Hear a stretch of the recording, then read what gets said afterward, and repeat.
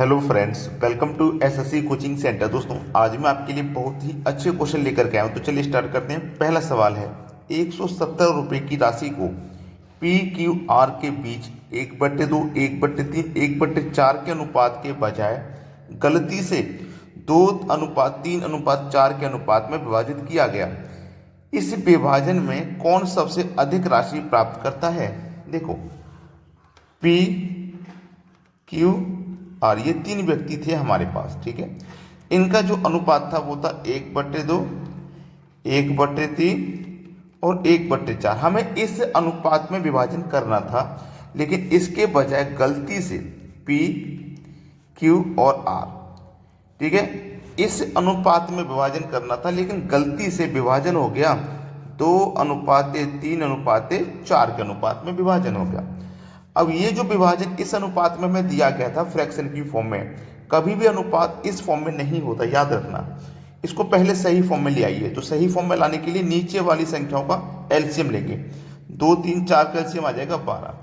2 से 12 कटा 6 बार में 6 एकम 6, 3 चौकू 12, 4 एकम 4 और 4 तिया 12, 3 एकम 3। जितनी बार में कटेगा ऊपर वाली संख्या से गुना कर देते हैं, यानी कि ये हमारे पास सही अनुपात है। इस अनुपात में बांटना था, किस राशि को बांटना था? 117 रुपये की राशि को, 117 रुपये की राशि को बांटना था। तो ये हमारे पास तीनों का योग है 117। तो हम क्या करेंगे? अनुपात का भी योग करेंगे। क्लियर है इतनी बात? अनुपात का भी योग करेंगे। 6 और 4 10 और 3 13। तो इस योग में अनुपात के योग से डिवाइड कर दो। 13 निम्मा 117, 9 बार में कट गया। 9 का गुना 6 से करूंगा, 9 6 के 54, 9 चौक 36, 9 तिया 27। ये इस राशि को प्राप्त करते तीनों मिलके, लेकिन हुआ क्या? इस अनुपात में गलती से बट गया। क्या बट गया? 117 की जो राशि थी ना, वो इस अनुपात में बट गई। इस अनुपात का योग क्या है? 4 और 3 7 और 2 9। इस योग में अनुपात के योग से डिवाइड कर दो। 13 बार में कटेगा। 13 दुनिया का 26, 13 तिया 39, 13 चौके 52। जब इस अनुपात में बांटा जाता तो इतनी इतनी राशि प्राप्त होती, लेकिन गलती से इस अनुपात में बट गया, फिर इतनी इतनी राशि इनको प्राप्त हुई। तो कौन सबसे अधिक राशि प्राप्त करता है? देखो, पी को कितनी मिली? 54। यहाँ को पी को कितनी मिली? 26, यानी कि अधिक नहीं मिल रही, कम मिल रही है। क्यू को 36 मिल रही है, यहाँ क्यू को कितनी मिली है? 39, यानी कि 3 अधिक मिल रही है। आर को यहाँ 27 मिल रही है और यहाँ पे आर को कितनी मिल रही है? 52। तो सबसे अधिक आर को प्राप्त हो रही है राशि, सबसे अधिक राशि प्राप्त हो रही है आर को। कितनी? 27 से 52 हो गई, 25 अधिक मिल रही है इसको। तो सबसे ज्यादा राशि कौन प्राप्त करेगा? आर। कितनी? 25। सी ऑप्शन बिल्कुल सही जवाब है आपका। अब देखते हैं अगला सवाल। अगला प्रश्न है, दो नंबरों के बीच का अनुपात 11:18 है। यदि दोनों नंबरों में 4 जोड़ा जाता है तो इसके बीच का अनुपात 13:20 बन जाता है। मूल नंबर क्या है? बहुत अच्छा सवाल है। देखिएगा, दो संख्या हमारे पास, पहली संख्या, दूसरी संख्या, दो ही नंबर तो हैं, ये पहला नंबर, ये दूसरा नंबर। इनका अनुपात है 11:18। अगर मैं इसको 11x मान लूँ, इसको 18x मान लूँ, तो क्या इसके मान में कोई परिवर्तन आएगा? कोई परिवर्तन नहीं आएगा। और कोई संख्या जब अनुपात में है, देखो ये अनुपात में है, तो इसको आप बटे की फॉर्म में लिख सकते हैं। जैसे 11 के बटे में 18, ऐसे आप लिख सकते हैं। तो ये 11x है और ये 18x है, तो x लिख लो। बोला क्या है? इन दोनों नंबरों में 4 जोड़ा जाता, तो 4 जोड़ दो दोनों नंबरों में, इसमें भी 4 जोड़ दो, इसमें भी 4 जोड़ दो। जोड़ने के बाद में इनके बीच का अनुपात 13:20 बन जाता है। अनुपात का मतलब बटा होता है, तो इसको बटे की फॉर्म में लिख दो। 13:20 को 13/20 लिख देते हैं। अब क्या हो जाएगा? क्रॉस गुना। 20 का गुना 11 से करेंगे तो 0 आ जाएगा पहले। 11 दुनिया का 22 x, ठीक है, प्लस 20 का 4 से करेंगे तो 80 बराबर 18 का गुना 13 से करेंगे तो 13 सत्ते 13 पंजे 35 6 78 13 सत्ते 91 13 104। 104 का आ जाएगा भैया 4, हाथ से लगे 10। 13 कम 13 में 10 जोड़ दो 23, यानी कि 224 हो गया, ठीक है। 234 x वाले टर्म से 13 चौके 52। अब x वाले टर्म एक तरफ हो जाएंगे। ये 220x, ये 234x, 220x इधर आएगा तो माइनस हो जाएगा 234 में से, तो 14x बचेगा। 52 इधर आके माइनस हो जाएगा 80 में से, ठीक है। तो कितना बचेगा, 28 बचेगा। तो हमारा x की वैल्यू कितनी आ गई, 14 दूनी का 28, 2 आ गई। x की वैल्यू 2 है। अब x की वैल्यू मेरी 2 है ना, हमारे पास दो संख्या थी हमारे पास, एक 11 और एक 18, यही तो अनुपात था। x इनके साथ में लिया गया। अब x की संख्या 2 है, तो 2 का गुना 18 से कर दो, 2 का गुना 11 से कर दो तो 22 हो जाएगा, और 2 का गुना 18 से कर दो तो 36 हो जाएगा।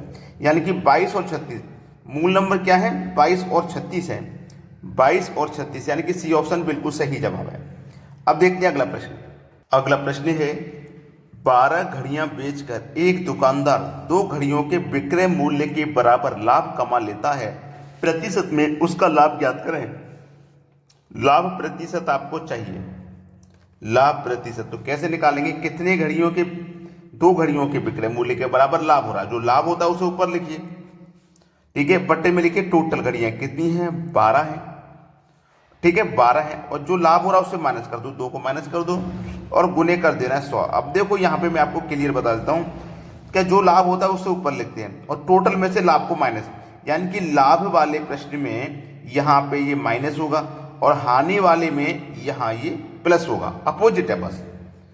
ऊपर 2, 12 में से 2 गया तो 10 गुने 100, ठीक है, 10 से 100 कट जाएगा 10 बार में, 2 का गुना 10 से कर दो तो 20%।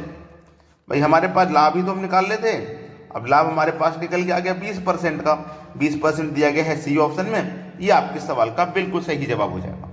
अब देखते हैं अगला प्रश्न। अगला प्रश्न है, 20 साइकिलें बेचने पर विनय को 2 साइकिलों के विक्रय मूल्य के बराबर हानि होती है, उसका हानि प्रतिशत ज्ञात करें। अब हानि प्रतिशत बताना है, तो जो पहला क्वेश्चन था ना बिल्कुल वैसा ही है। कितनी हानि हो रही है, 2 साइकिल के विक्रय मूल्य के बराबर, टोटल साइकिलें कितनी हैं 20, हानि वाले में प्लस कर देते हैं और लाभ वाले में यहाँ माइनस, ठीक है, बस इतना सा समझना है, बस बाकी पूरा कॉन्सेप्ट वही है।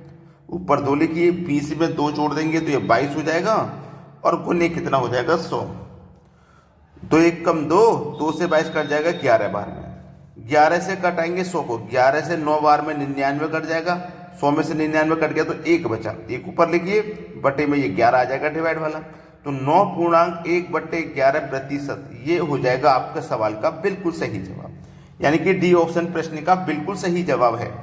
अब देखते हैं अगला प्रश्न। अगला प्रश्न है, एक लड़का 16 रुपये प्रति 18 अंडों की दर से खरीदता है, अंडे खरीदता है और उन्हें 20 रुपये प्रति 22 अंडों की दर से बेचता है, उसका लाभ या हानि प्रतिशत ज्ञात करना। ऐसा प्रश्न कभी मिले, उसे करने का सबसे सरल तरीका है रुपए वस्तु, रुपए वस्तु, रुपए के नीचे रुपए लिखिएगा, कितने रुपए हैं 16, वस्तु कितनी है 18, फिर बाद में रुपए कितने हैं 20 रुपए हैं और वस्तु कितनी है 22। करने का सबसे सरल तरीका है कि सबसे पहले आप अंदर वाली संख्याओं का गुना करना है, 18 दूने का 36 और 0 यानी कि 360 हो गया, माइनस कर देना है बाहर वाली संख्याओं का गुना, 16 का गुना 22 से माइनस कर देना, तो 16 का गुना 22 से करोगे आप तो ये हो जाएगा आपका 352, ठीक है, 16 दूने का 32 का 2 हाथ से लगे 3, 16 दूने 32 और 3 35, 352 हो गया ना। बटे में आता है बाहर वाली संख्याओं को गुना, यानी कि 352 ही आएगा और गुना कर देना आपको 100 से, बस ये करना है, बीच वाली संख्याओं को गुना करना है, माइनस करना है बाहर वाली संख्या गुना, बटे में आएगा बाहर वाली संख्या को गुना और गुने 100, बस इतना प्रश्न है ये। 360 में से 352 को आप जब घटाओगे तो आपको 8 मिलेगा, बटे में 352 ही है और गुने 100 है, यही तो प्रश्न है। चलिए कटाएंगे हम इसको 4 से, 4 से इसको जब हम कटाएंगे तो ये कटेगा 4 सत्ते 28, 4 अट्ठे 32, 3 बचेगा 32, 4 अट्ठे 32, 88 बार में गया और 4 से चला जाएगा 25 बार में, ठीक है, 8 एकम 8, 8 से चला जाएगा ये 11 बार में, ठीक है, 11 बार में, ऊपर बचा 25, नीचे बचा 11, यानी कि 25 के बटे में 11 बचा। अब देखो ये किस ऑप्शन में, 25 के बटे में 11, ये है आपके सी ऑप्शन में, ये बिल्कुल सही जवाब है। अब 25 के बटे में 11 आपके प्रश्न का बिल्कुल सही है और आपको इस प्रश्न में लाभ होगा, ये चीज मैं बता देता हूं, लाभ होगा या हानि होगा कैसे पता होगा। 360 में से हमने 352 को घटाया तो हमारे पास 8 आया जो कि प्लस का है, यानी कि ये संख्या बड़ी संख्या में से छोटी को घटाया। अगर ये संख्या माइनस की होती, ये माइनस का यहाँ बड़ा होता तो माइनस में आती, घटने के बाद जब माइनस में आती तो हमें हानि होती, समझ में आ गया ना। चलिए अब देखते हैं अगला क्वेश्चन। अगला प्रश्न है, दो संख्याओं का एलसीएम उनके एचसीएफ का 42 गुना है। एलसीएम और एचसीएफ का योग 602 है। यदि उन संख्याओं में से एक संख्या 84 है तो दूसरी संख्या ज्ञात करें। दो संख्या हैं जिसमें से एक संख्या 84 बोला गया है, दूसरी संख्या नहीं पता क्या, जबकि हमें इतना बोला गया कि दो संख्याओं का एलसीएम उनके एचसीएफ का 42 गुना है, यानी कि एचसीएफ का 42 गुना है, एचसीएफ का एलसीएम है ना, यही तो बोला है। एलसीएम एचसीएफ का 42 गुना, यही तो बोला है। एलसीएम एचसीएफ का 42 गुना है। अगर हमारा एचसीएफ 1 है तो एलसीएम 42 गुना है, मतलब 42 हो जाएगा ये। दूसरी बात ये, हमारे पास इनका जो योग है वो कितना है, 602, यानी कि एचसीएफ और एलसीएम का जो योग है वो कितना है, 602 है। तो इस योग में इनके अनुपात के योग से डिवाइड कर दो, 42 और 43, 43 से क्या करेंगे, डिवाइड कर देंगे। जब 43 से डिवाइड करेंगे तो ये 14 बार में कट जाएगा।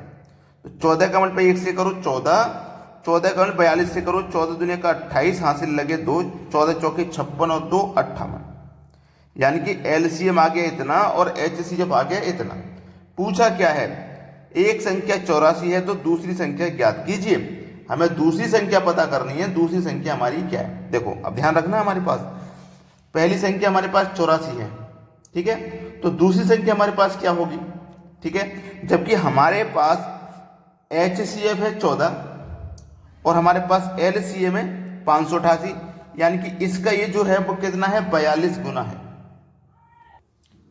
अब हमें ये देखना है इस एचसीएफ और इस एलसीएम में, ये जो हमारा एलसीएम निकल के आया है, इस एलसीएम को इन ऑप्शन में से कौन सी संख्या ऐसी है जो पूरा पूरा कटा देगी इस एलसीएम को, ठीक है, पूरा पूरा कटा देना।